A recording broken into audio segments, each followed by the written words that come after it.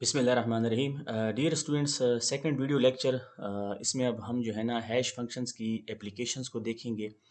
अच्छा, पिछले video lecture में हमने कुछ सिक्योरिटी प्रॉपर्टीज़ डिस्कस की थी। अब ये जो वीडियो लेक्चर है इसमें हम इन प्रॉपर्टीज़ को विद एग्जांपल देखेंगे। अच्छा, जो सबसे पहली हमारी एग्जांपल है वो ये है कि अब अगर हमें प्री इमेज रेजिस्टेंस चाहिए तो उसके लिए जो एग्जांपल है वो पासवर्ड स्टोरेज प्रोटेक्शन। अच्छा, इसको हमने पिछली लेक्चर में भी थोड़ा डिटेल से जो है ना डिस्कस किया था, लेकिन यहाँ पे जो है ना इसको समझने की कोशिश करते हैं कि इसका मतलब क्या है। इसका मतलब ये है कि जो पासवर्ड नॉर्मली हम लोग इंटर करते हैं सिस्टम में, तो हम ये चाहते हैं कि ये पासवर्ड जो हैं ये डिसगाइज्ड हों, यानी इनकी शक्ल इस किस्म की हो कि इनको देखते हुए किसी को ये पता ना लगे कि भाई एक्चुअल जो पासवर्ड है वो है क्या। ठीक।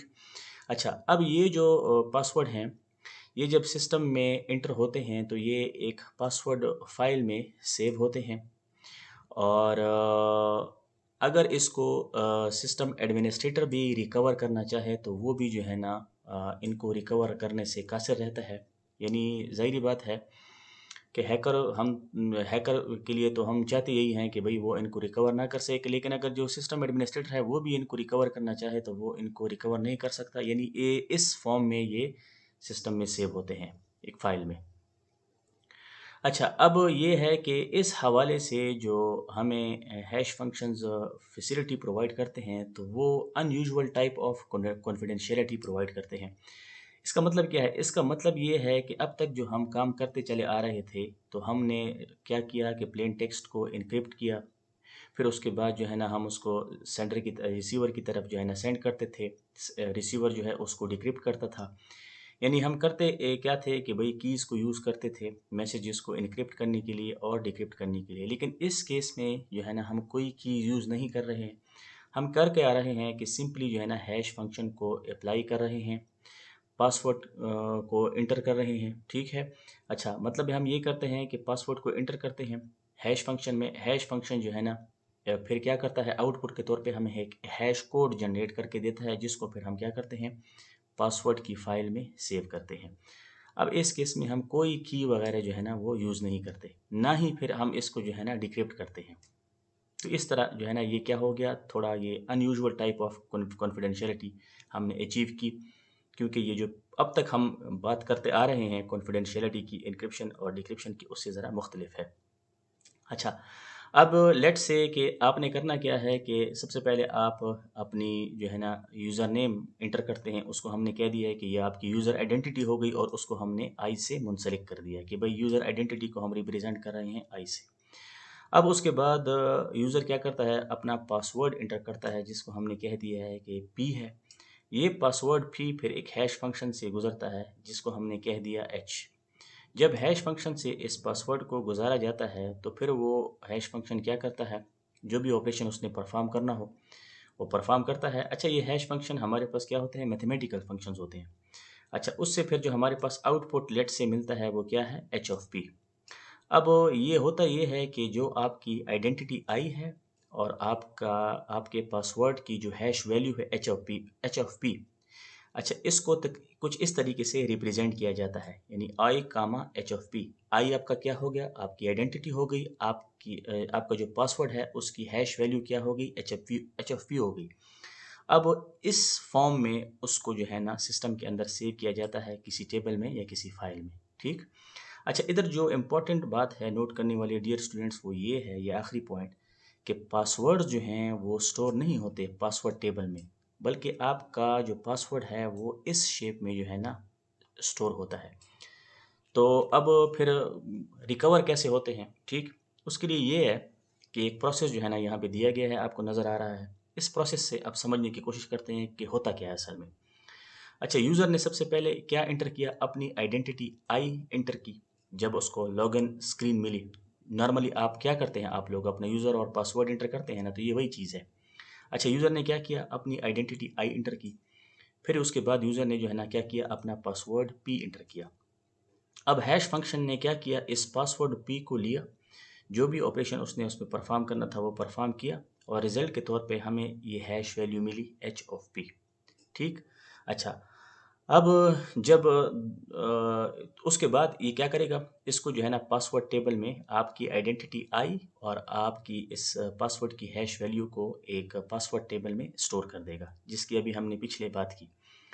अब सिस्टम जो है ना, अब दोबारा जो है ना आप क्या करना चाहते हैं, सिस्टम में लॉगिन होना चाहते हैं। सिस्टम अब आपको ऑथेंटिकेट कैसे करता है, अब आप करेंगे क्या कि जब आप अपनी आइडेंटिटी आई जो है वो इंटर करेंगे, तो इस बेस पे जो है ना आप टेबल की एंट्रीज को सर्च किया जाएगा कि भाई ये जो आइडेंटिटी आई थी ये कहाँ मैच कर रही है। अच्छा, जब वो मैच कर जाए तो उसके बाद जो पासवर्ड की वैल्यू थी, ठीक है ना, हैश वैल्यू थी पासवर्ड की एच ऑफ पी, अब आप क्या करेंगे, अपना जब पासवर्ड इंटर करेंगे तो दोबारा जो है ना वो हैश फंक्शन में से गुजारा जाएगा और उससे जो है ना ये हैश वैल्यू कैलकुलेट की जाएगी एच ऑफ पी। अगर ये एच ऑफ पी उस एच ऑफ पी के बराबर हुई जो कि टेबल में पहले से पड़ी हुई थी, यानी ये जो नई हैश वैल्यू है, नई हैश वैल्यू से मुराद क्या, मैं सिस्टम में अभी दोबारा लॉगिन होना चाहता हूँ, तो मैंने अपनी आइडेंटिटी आई इंटर की और मैंने अपना पासवर्ड इंटर किया। अब आइडेंटिटी आई के बेस पे तो टेबल में जो है ना मेरी स्पेसिफिक एंट्री सर्च की जाएगी कि भाई ये आइडेंटिटी आई कहाँ पड़ी हुई है। अच्छा, वो तो मिल गई। अब उधर तो साथ में जो है ना एक हैश वैल्यू भी पड़ी हुई है पासवर्ड की। अब क्या होगा, जो पासवर्ड मैं एंटर करूँगा अपना, दोबारा उसको हैश फंक्शन में से गुजारा जाएगा, ठीक। अच्छा, उसके बाद जो है ना हैश वैल्यू कैलकुलेट की जाएगी एच ऑफ पी। अब इस एच ऑफ पी को कंपेयर किया जाएगा सिस्टम के टेबल में जो हैश वैल्यू थी, जो स्टोर थी, उसके साथ। अगर ये मैच हो गई तो आपको सिस्टम अलाउ कर देगा कि भाई आप ऑथेंटिकेटेड यूज़र हैं। अगर तो कंपेयर ना हुई तो फिर सिस्टम आपको क्या कर देगा, रिजेक्ट कर देगा। तो ये डियर स्टूडेंट्स जो हम नॉर्मली अपना यूज़ करते हैं, ये यूज़र नेम और पासवर्ड पासवर्ड वाली कहानी वो कुछ इस तरीके से होती है। इस तरीके से आपको सिस्टम जो है ना वो ऑथेंटिकेट या रिजेक्ट करता है, ठीक। अच्छा, अब इस चीज़ को जो है ना एक डायग्राम से भी मैंने एक्सप्लेन करने की कोशिश की है। देखें, ये यूज़र हो गए, आप हो गए, आपने अपनी आइडेंटिटी आई इंटर की स्टेप नंबर 1 में, ठीक। अच्छा, अब इस आइडेंटिटी की बेस पे टेबल की एंट्रीज को सर्च किया जाएगा कि भाई ये आइडेंटिटी आई कहाँ पड़ी हुई है। अच्छा, यहाँ मिली, लेकिन यहाँ साथ में आपके पासवर्ड की हैश वैल्यू भी पड़ी हुई है। अब क्या करते हैं, स्टेप नंबर 2 में अपना पासवर्ड एंटर करते हैं। वो पासवर्ड दोबारा जो है ना इस हैश फंक्शन में आता है और एच ऑफ पी कैलकुलेट होती है, ठीक है, दोबारा स्टेप नंबर 3 में। अच्छा, अब स्टेप नंबर 4 में क्या होता है, ये जो एच एफ पी है अब जो टेबल में एच एफ पी पड़ा हुआ था उसके साथ कंपेयर होती है।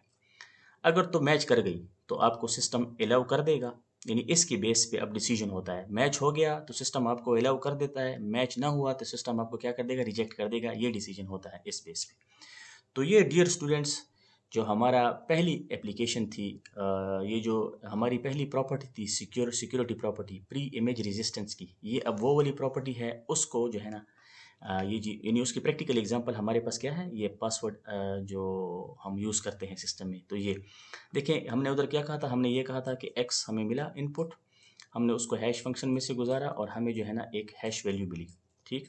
अब अगर यूज़र को ये पता लग जाए, तो यूज़र को ये नहीं मालूम होना चाहिए, ये उसके लिए निहायत ही मुश्किल होना चाहिए कि भाई ये जो हैश वैल्यू आई ये किस इनपुट वैल्यू से आई, ठीक।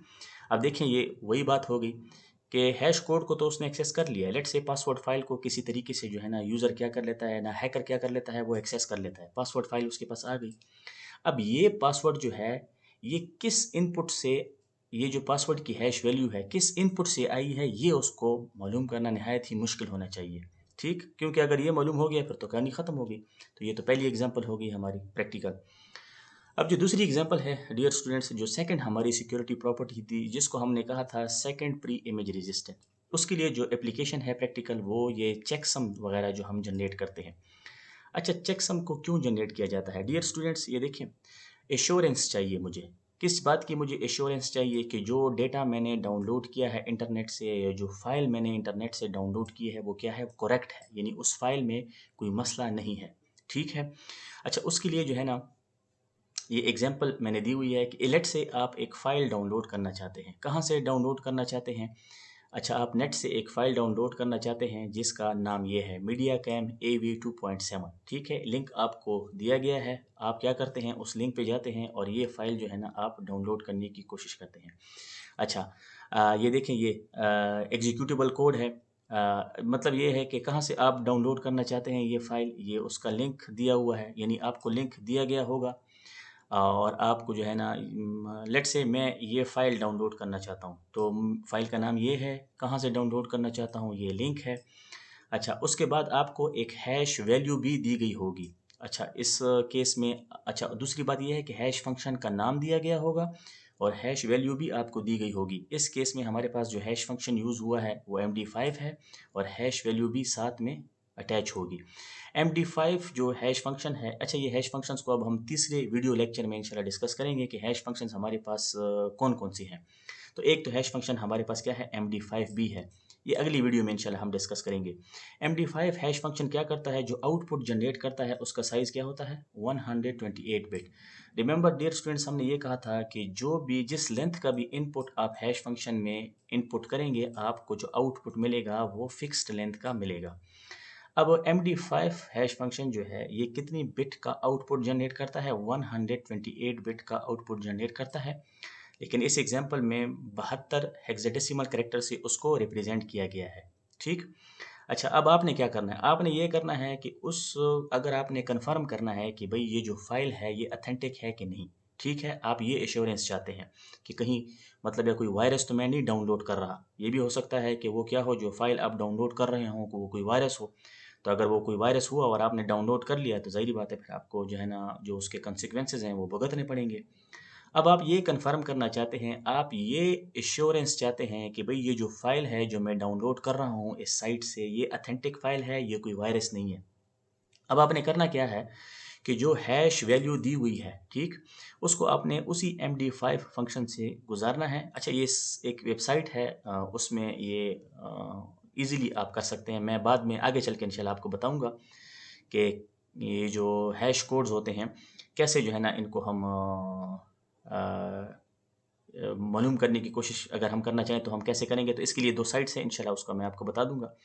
तो वो तरीका भी आप यूज़ कर सकते हैं कि उस साइट पे जाएं, MD5 हैश फंक्शन को ओपन करें, जो हैश वैल्यू यहाँ पे आपको दी हुई है उसको इंटर करें उस साइट में और देखें कि वो हैश वैल्यू जो आपको साइट पे दी हुई है और ये जो आपने हैश वैल्यू कैलकुलेट की, ये दोनों सेम है कि नहीं। अगर सेम है तो आपको एश्योरेंस मिल गई कि हाँ भाई ये अथेंटिक फाइल है, ये कोई वायरस वगैरह नहीं है।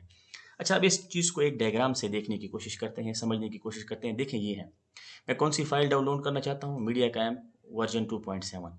अच्छा, इसका लिंक भी दिया गया होगा। ठीक है। अच्छा, ये है डाउनलोड डिटेल्स। देखें डियर स्टूडेंट्स, नीचे सारी डाउनलोड डिटेल्स दी गई हैं। ऑपरेटिंग सिस्टम, किस ऑपरेटिंग सिस्टम के लिए ये है वो ऑपरेटिंग सिस्टम दिए गए हैं कि किस ऑपरेटिंग सिस्टम पे ये फाइल जो है एग्जीक्यूट और डाउनलोड हो सकती है। फाइल नेम क्या है, file name media cam version 2.7 installer.exe। ये देखें ये वो लिंक दिया हुआ है, यहाँ से आप ये फाइल डाउनलोड कर सकते हैं। हमारे मकसद की जो बात है, जो समझने वाली बात है डियर स्टूडेंट्स, वो ये है, ये देखें जो हैश फंक्शन यूज़ हुआ है उसका नाम क्या है, MD5। और जो हैश वैल्यू है वो ये है डियर स्टूडेंट्स। ये हैश कोड्स तकरीबन इस किस्म के होते हैं, इस शक्ल के होते हैं ये। ठीक है, ये आपकी वो हैश वैल्यू है जिसकी अब तक हम जिक्र करते आ रहे हैं कि भाई हमने x जो है हैश फंक्शन में इंटर किया, हमें एक हैश वैल्यू मिली जिसको हम h(x) कहते हैं। ये आपका h(x) हो गया। ये हैश वैल्यूज़ जो है ना इस किस्म की होती हैं। ठीक है। तो अब ये अगर इनको आप गिनें तो ये 32 हेक्साडेसिमल कैरेक्टर बनते हैं। ठीक। और हमें ये पता है कि एक हेक्साडेसिमल कैरेक्टर जो है वो कितनी बिट के बराबर होता है, 4 बिट के बराबर होता है। ठीक। अब जब 32 आपके पास हेक्साडेसिमल कैरेक्टर आ गए तो उनको आप 4 से ज़रब दें तो ये कितना बनता है, 4 दूने 8 और 4 तीने 12, 128 बिट।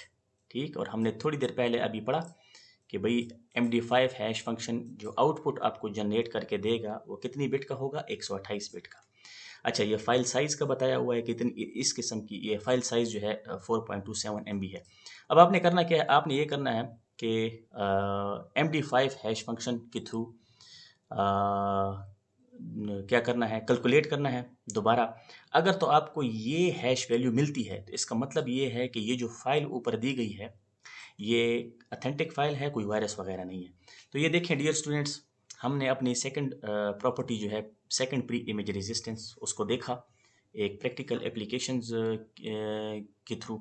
अच्छा देखिए उसमें हमने क्या कहा था, सेकंड प्री इमेज रेजिस्टेंस में हमने ये कहा था कि अब जो है ना उसको पता है, हमने x को हैश फंक्शन से गुजारा और हमें जो हैश वैल्यू मिली h ऑफ x मिला। अच्छा, अब हैकर को इस केस में इसका भी पता है और इसका भी पता है, लेकिन अब अगर वो कोई दूसरा इनपुट जो है वो ढूंढने की कोशिश करे कि जिसको जब वो हैश फंक्शन से गुजारे और उसको जो आउटपुट मिले वो क्या हो, सेम हो, यानी एच ऑफ एक्स बराबर हो इसके। तो अब मसला क्या है? मसला ये है कि वो हैकर क्या कर सकता है, वायरस जो है अपलोड कर सकता है। और उसका यही, अब देखिए वायरस हमारे पास क्या हो गया, सेकंड इनपुट हो गया। देखिए इस केस में हमारे पास इनपुट क्या है, ये फाइल है मीडिया कैम AV2.7, ठीक है। अच्छा, लेकिन हैकर अब क्या करना चाहता है, हैकर जो है ना वो कोई वायरस जो है, ठीक है, लेट से इनपुट वाई जो है वो कोई वायरस है, जब उसको उसने हैश फंक्शन से गुजारा तो उसको यही कोड मिला सेम। ये मसला क्या हो गया, मसला ये है कि वो उसको अपलोड कर देगा। अब हम जब डाउनलोड करेंगे तो हम तो जब इस कोड को कैलकुलेट करेंगे तो हमें तो सेम कोड मिला, तो हम तो उसको ऑथेंटिक कंसिडर करेंगे, लेकिन असल में तो वो वायरस होगा। तो इस केस में जो है ना फिर हमें धोखा मिल सकता है और हमारे सिस्टम जो है वो उसमें वायरस जो है हम नाउ एग्जीक्यूट कर सकते हैं। तो ये सेकंड प्री इमेज रेजिस्टेंस की जो है ना एग्जांपल है। अच्छा डियर स्टूडेंट्स, अब चलते हैं अपने तीसरी जो प्रॉपर्टी, सिक्योरिटी प्रॉपर्टी हमने डिस्कस की थी कि भाई जो हैश फंक्शंस है ये कोलिजन रेजिस्टेंट भी होने चाहिए, ठीक है। अब इसकी जो तीसरी एप्लीकेशन जो हमारे पास प्रैक्टिकल एप्लीकेशन है वो है क्रिप्टोग्राफिक कमिटमेंट्स, यानी जो हम आपस में कमिटमेंट करते हैं। डियर स्टूडेंट्स, मैंने आपको ये बताया था कि क्रिप्टोग्राफिक फंक्शंस को हम काफ़ी सारे मकासद के लिए यूज़ कर सकते हैं। उसमें हमने एक मकसद ये भी पढ़ा था कि भाई अगर आपने कमिटमेंट्स करनी है, ठीक है ना, और आप उन कमिटमेंट्स को सिक्योर करना चाहते हैं, कॉन्टैक्ट्स वगैरह जब आप लिखते हैं, तो उसके लिए भी जो है ना हैश फंक्शंस को हम यूज़ कर सकते हैं। अब इस केस में जो मैंने एग्जांपल ली है वो ये है कि एलिस और बॉब दो पर्सन हैं। ये क्या करना चाहते हैं, ये बिडिंग करना चाहते हैं, ठीक है, अपनी अपनी रिस्पेक्टिव कंपनीज के लिए, ठीक है, या जो भी है। अच्छा, अब ये दोनों क्या करना चाहते हैं, अगर तो ये दोनों एक दूसरे को अपनी बिड्स जो है दिखा दें फिर तो कोई फ़ायदा ना हुआ। लेट से पर्सन ए जो है वो 7,000 की बिड करता है। बिड का मतलब क्या है, जो बोलियां हम लगाते हैं, ठीक है ना, जो बोलियां लगती हैं तो उसको क्या कहते हैं, बिडिंग कहते हैं। एलएस ने जो है ना 7,000 की बोली लगाई, अगर वो बॉब को दिखा दे, बॉब क्या करेगा, उससे कम की बिड लगाएगा और उस चीज़ को हासिल करने की कोशिश करेगा। या अगर उसको पता लग गया कि भाई एलिस ने जो है ना 7,000 की बोली लगाई है, वो उसको फाइनेंशियली नुकसान देना चाहता है, तो बॉब जो है उससे ज़्यादा की बोली लगाएगा, तो क्या होगा, इसको नुकसान होगा। ये दोनों एग्रीमेंट करते हैं, ये दोनों जो है ना एक कमिटमेंट करना चाहते हैं। कैसे? वो ऐसे कि भाई हम दोनों जो है ना एक दूसरे को अपनी कमिटमेंट जो है ना वो रिवील नहीं करेंगे, बिडिंग जो है उसको हम रिवील नहीं करेंगे। जब हम बिडिंग कर लें तो उसके बाद जो है ना हम मतलब है कि अपनी जो बिड्स हैं उनको जाहिर करेंगे। तो अब ये करेंगे क्या, देखिए एलिस ने सबसे पहले क्या किया, एक बिड जो है वो डिटरमाइंड की, ठीक है ना, लेट से जो भी बोली वो लगाना चाहता है उसने उसका तयन किया, उसका जो है ना हैश कैलकुलेट किया और वो हैश जो है किसके पास सेंड कर दिया, बॉब के पास, ठीक है। अच्छा, बॉब भी यही काम करेगा, वो भी खुद से जो भी उसने अपनी बोली या बिड स्पेसिफाई करनी है वो स्पेसिफाई कर लेगा, डिटरमाइन कर लेगा, उसको हैश करेगा और उसके बाद जो है ना ये हैश वैल्यू क्या कर देगा, एलएस के पास सेंड कर देगा। अब इन दोनों ने क्या किया, अब इन दोनों ने कमिटमेंट की, ठीक है। अच्छा, कमिटमेंट की, इसमें एक बात का आपने ध्यान रखना है कि एलएस ने क्या किया, हैश वैल्यू जो है ना बिड की वो सेंड की बॉब की तरफ, जो बिड थी, जो बोली थी वो सेंड नहीं की। लेट से एलएस जो है ना वो 7,000 की बोली लगाना चाहता है, तो 7,000 की वैल्यू को वो हैश फंक्शन में से गुजारेगा, जो भी हैश वैल्यू उसको मिलेगी उसको बॉब के पास सेंड करेगा। ये 7,000 की वैल्यू बॉब के पास सेंड नहीं करेगा क्योंकि ये तो सीक्रेट है।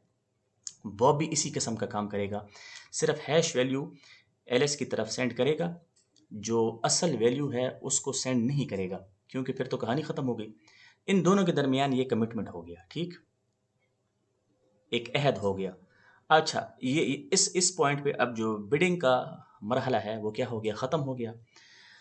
अब एलएस क्या करेगा, एलएस जो है अपनी जो बिड है एक्चुअल वो बॉब की तरफ सेंड करेगा। बॉब इस बिट को दोबारा हैश फंक्शन में से गुजारेगा और इसको प्रीवियसली जो एलिस ने स्टेप 1 में हैश वैल्यू इसके पास भेजी थी उसके साथ मैच करेगा और उसके बाद अगर तो वो मैच हो गई तो वो क्या करेगा, एलिस की इस बिट को जेन्युइन कंसिडर करेगा। यही काम बॉब भी करेगा। बॉब क्या करेगा, अब एलिस की तरफ अपनी ओरिजिनल जो बिट थी वो सेंड करेगा। अच्छा, एलएस क्या करेगा, बॉब की इस बिट का हैश वैल्यू कंप्यूट करेगा। जो स्टेप 2 में बॉब ने हैश वैल्यू सेंड की थी उसको उसके साथ इसको मैच करेगा। अगर तो मैच हो गई तो फिर बॉब जो है ना इस बिट को जेन्युइनली तस्लीम करेगा। अब क्या करेंगे ये दोनों जो है ना अब इस स्टेज में यानी स्टेप 3 और स्टेप 4 में अब बॉब और एलिस एक दूसरे की बिड्स से वो वाकिफ़ हो गए। अब ये बिड्स जो हैं कंपनीज के हवाले कर देंगे। अब बाकी कंपनीज पे है कि वो किसकी बिड को जो है ना एक्सेप्ट या रिजेक्ट करते हैं। तो देखिए इन्होंने क्या किया, इन्होंने एक कमिटमेंट की, ठीक है ना, एक अहद किया कि हम दोनों एक दूसरे को अपनी जो बिड्स हैं वो नहीं दिखाएंगे, ठीक है, बल्कि हम क्या करेंगे उनका तयन कर लेंगे और उनकी हैश वैल्यूज़ जो हैं एक दूसरे को सेंड कर देंगे, ठीक। अच्छा, अब ये हमारे दरमियान कमिटमेंट हो गई। फिर उसके बाद जो है ना इन बिड्स को हम क्या करेंगे, एक्सपोज करेंगे, ठीक है, देखेंगे कि असल बिड्स क्या थी और फिर उसके बाद कंपनीज को हवाले कर देंगे। कंपनीज की फिर मर्जी है कि वो किसकी बिड को एक्सेप्ट या रिजेक्ट करें। तो देखिए इस किस्म की कमिटमेंट्स को इस किस्म की कमिटमेंट्स के लिए भी हम क्या करते हैं, हैश फंक्शंस को यूज़ करते हैं। अच्छा, इसकी एक और मिसाल अगर मैं आपको दूं तो जैसे हम गाड़ी परचेस करते हैं उस सूरत में भी आप इसको यूज़ कर सकते हैं, ठीक है। हम घर कोई परचेस करना चाहें, ठीक है, या आप ये जो हक महर लिखते हैं, ठीक है ना, ये निकाह वगैरह आप करते हैं, उस केस में जो है ना लेट से आपने जो है ना क्या किया, गाड़ी घर ये नाम कर दी बीवी के और उसका जो है ना फिर आपने हैश वैल्यू कैलकुलेट की, ठीक है ना, ताकि कल को जो है ना वो अगर कोई मसला हो और वो ये हो कि वो एक्सेप्ट ना करें, ठीक है। कोई भी कुछ भी हो सकता है, तल्ख कलामी हो सकती हैं, फैमिलीज़ जो है ना वो बाज़ औक़ात ये हो जाता है कि दो पार्टीज़ जो हैं उनकी आपस में नहीं बनती, मियाँ बीवी के केस की बात कर रहा हूँ, ठीक है, तो वो अलहदगी चाहते हैं। अब अगर बीवी की तरफ से जो है ना वो कोई कहें कि भई नहीं, अपनी कमिटमेंट्स जो भी कमिटमेंट हुई थी उससे वो मुकरने की कोशिश करें, तो जो हस्बैंड की तरफ से है फिर वो इस तरीके से जो है ना वो इस चीज़ को वो कर सकते हैं कि भाई नहीं, ये जो हमारी कमिटमेंट हुई थी वो तो असल में ये थी, ठीक है ना। तो यानी इस तरीके से जो है ना कमिटमेंट्स जो हैं उनको भी आप डेटा जो है उनको बाइंड कर सकते हैं क्रिप्टोग्राफिक फंक्शंस के हवाले से। अच्छा, अब डियर स्टूडेंट्स इसकी एग्जांपल पिक्चर में मैंने दी हुई है, इसको आप फिर देख लीजिएगा, ठीक है ना। ये जो पीछे हमने डिस्कस किया मामला, अब ये जो है एक पिक्चर के ज़रिए मैंने जो आपको नज़र आ रही है एक्सप्लेन करने की कोशिश की है, आप इसको फिर देख लीजिएगा। ये देखिए, ये वो हैश कोड जो हमारे पास जनरेट हो रहे हैं, 12 हैश कोड आपने देख लिया एक्चुअल के किस फॉर्म में होता है। अच्छा, ये जो एप्लीकेशन हमने अभी डिस्कस की तो ये सारी की सारी सिक्योरिटी प्रॉपर्टीज़ को होल्ड करती हैं, यानी प्री इमेज को भी करती है, सेकंड प्री इमेज को, और कोलिजन रेजिस्टेंट को भी। क्योंकि डियर स्टूडेंट हमने ये कहा था कि तीनों प्रॉपर्टी के दरमियान रिलेशनशिप भी है, और एक रिलेशनशिप के हवाले से हमने पिछले वीडियो लेक्चर में ये कहा था कि अगर आप का हैश फंक्शन जो है ये कोलिजन रेजिस्टेंट है तो ये प्री इमेज रेजिस्टेंट भी होगा। तो ये देखें, ये जो हमारी एप्लीकेशन है तीसरी, ये तीनों प्रॉपर्टीज़ को होल्ड करती है। अच्छा डियर स्टूडेंट्स, ये तो कुछ प्रॉपर्टीज़ हो गई। अच्छा, एक और पॉइंट जो कि मैंने इस ज़रूरी समझा कि मेंशन कर दूं ताकि इंशाल्लाह फिर बाद में डिस्कस करने में आसानी रहे, कि हैश फंक्शंस की एक और भी बहुत ज़बरदस्त किस्म की प्रॉपर्टी है, एप्लीकेशन है, जो कि डिजिटल सिग्नेचर की स्कीम्स हैं। यानी हैश फंक्शंस को हम डिजिटल सिग्नेचर स्कीम्स में भी यूज़ करते हैं। अब क्यों यूज़ करते हैं ये इंशाल्लाह जब डिजिटल सिग्नेचर को हम डिस्कस करेंगे डिटेल में तो वहाँ पे ये पॉइंट क्लियर हो जाएगा। लेकिन ये है कि ये भी एक इम्पॉर्टेंट एप्लीकेशन है हैश फंक्शंस की, ठीक। अच्छा, ये तो डियर स्टूडेंट्स कुछ एप्लीकेशंस थी हैश फंक्शंस की, और इनको हमने जो सिक्योरिटी प्रॉपर्टीज़ हमने डिस्कस की थी उसके हवाले से हमने देखा। उम्मीद है आप लोगों को समझ आ गई होगी। अब डिज़ाइन के हवाले से कुछ बात करते हैं, क्योंकि हमने डैज़ के डिज़ाइन के हवाले से भी कुछ बातें की, और जो पब्लिक की क्रिप्टोग्राफी थी उसकी तो हमने काफ़ी डिटेल से जो है ना उसके डिज़ाइन के हवाले से बात की थी कि भाई कीज़ कैसे जनरेट होती हैं, इनक्रिप्शन डिक्रिप्शन कैसे होती है, ठीक। लेकिन इधर हो सकता है आपके जहन में ये सवाल आए कि भाई हैश फंक्शन का डिज़ाइन अब कैसे होता है। तो मैंने कुछ पॉइंट यहाँ पे सिर्फ आपके नॉलेज में इजाफे के लिए जो है ना मेंशन कर दी है। बहरहाल जैसे मैंने पहले कहा था कि हम इनके इसके डिटेल में नहीं जाएंगे, क्योंकि ये हमारी लेवल की बात नहीं है, हमारे स्कोप से बाहर की बात है, सिर्फ जो है ना हम इनका टच यहाँ पे लेंगे। अच्छा, वजह क्या है, यहाँ पे मैंने पहले पॉइंट में ये लिखा है कि किसी भी हैश फंक्शन को पर्टिकुलरली हम उसके डिज़ाइन को डिटेल से स्टडी नहीं करेंगे, क्योंकि ये रिलेटिवली कम्प्लेक्स होते हैं, ठीक है। और ना ही हमारे ये स्कोप की बात है, ना ही हमारी लेवल की बात है, बस सिर्फ हमने टच लेना है कि अगर किसी हैश फंक्शन को डिज़ाइन हम करें तो कैसे किया जाता है इनको डिज़ाइन। अच्छा, पहला जो पॉइंट है इस हवाले से वो ये है कि भाई हैश फंक्शंस को आइट्रेशन को यूज़ करते हुए भी डिज़ाइन किया जाता है, जिनको हम क्या कहते हैं, आइट्रेटेड हैश फंक्शंस कहते हैं। अब इसमें होता क्या है, इसमें जैसे डैज़ फंक्शन के हवाले से या फिस्टल साइफ़र के हवाले से हमने कहा था कि मुख्तलिफ राउंड्स यूज़ होते हैं, तो जो आइट्रेटेड हैश फंक्शंस हैं उसमें भी कुछ इसी किस्म की कहानी होती है। अच्छा, ये किस तरीके से काम करते हैं, जो हमारे ब्लॉक साइफ़र है ना, ये उस तरह काम करते हैं। होता ये है कि आप जो पहला ब्लॉक है, ठीक है, जो आपकी वैल्यू है इनपुट जो भी, उसको आप लेते हैं, ठीक। अच्छा, फिक्स्ड यानी इसमें होगा ये कि हर एक राउंड क्या करेगा, इनपुट लेगा फिक्स्ड साइज़ की, ठीक। अच्छा, उसको फिर वो क्या करेगा, जो भी मैथमेटिकल फंक्शन यूज़ हो रहा है या जिसको हमने कंप्रेशन फंक्शन कहा था वो यूज़ हो रहा है, उसमें से वो गुजारेगा और रिक्वायर्ड हैश जो है वो हमारे पास क्या होगा, रिज़ल्ट के तौर पर आएगा। अब जो डिज़ाइन में हमने राउंड्स स्पेसिफ़ाई किए हों कि भई ये जो हैश वैल्यू है ये 15 राउंड्स में से गुजरेगी या 10 राउंड्स में से गुजरेगी, वो गुजारने के बाद जो हैश हमारे पास आउटपुट के तौर पे आएगा, फिर उसको फाइनल जो है ना हैश वैल्यू कंसिडर किया जाएगा। तो एक तरीका तो ये है। दूसरा एक डिज़ाइन है, एक ब्लूप्रिंट है फिस्टल साइफर की तरह, जिसको हम कहते हैं मिरेकल डैम गार्ड कंस्ट्रक्शन।